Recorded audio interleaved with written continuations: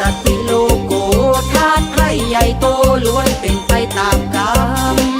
เกิดมาด้วยดินน้ำลมไฟบ่ว่าหญิงและชายจำเป็นต้องสายกรรมกรรมมุนาวัตติโลโกจะกรรมใหญ่กรรมโตล้วนเกิดจากการกระทำลักษณะนิสัยคนเกิดวันพุธว่าจากการพูดไพเราะเพราะหูกำอูกำจามีกะคนเอ็นดูกลายเป็นคนเจ้าชู้โดยบ่หูตัวเก่ามีความสามารถในการตัดสินใจนิ่งมายามใดก็เหมือนไฟใกล้เป่าเบื่อง่ายนายเร็วแขวนลมแขวนเป่าแฝงด้วยคารมคมคาย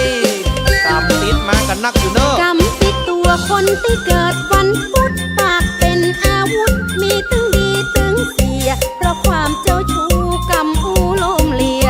จังปาฮือเสียปาฮือลำบากกำอูหวานหูจังจุฮือคนลง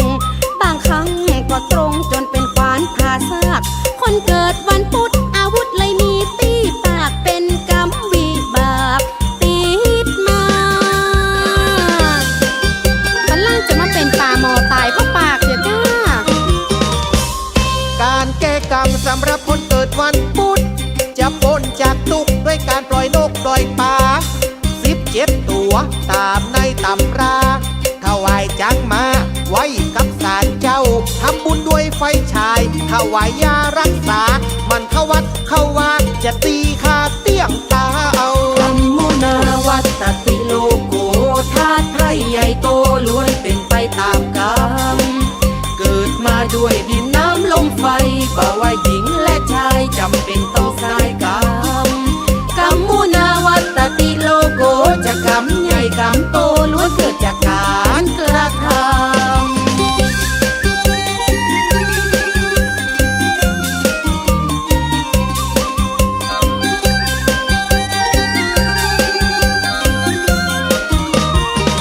ลักษณะนิสัย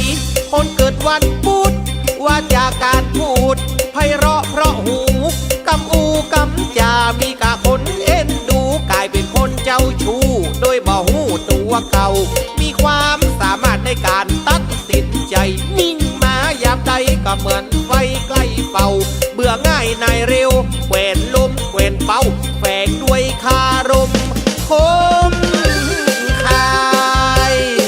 กำติดมากันนักอยู่เนอะกำติดตัวคนที่เกิดวันพุธปากเป็นอาวุธมีตึงดีตึงเสียเพราะความเจ้าชู้กำอูลมเลีย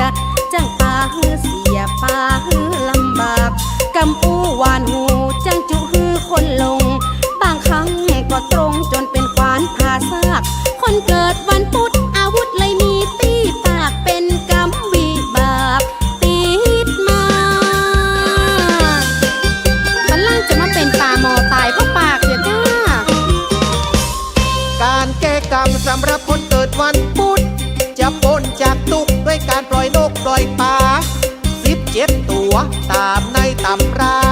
ถวายจังมาไว้กับศาลเจ้าทำบุญด้วยไฟฉายถวายยารักษามันเข้าวัดเข้าวาจะตีขาเตี้ยงตาเอากรรมมุนาวัตติโลโก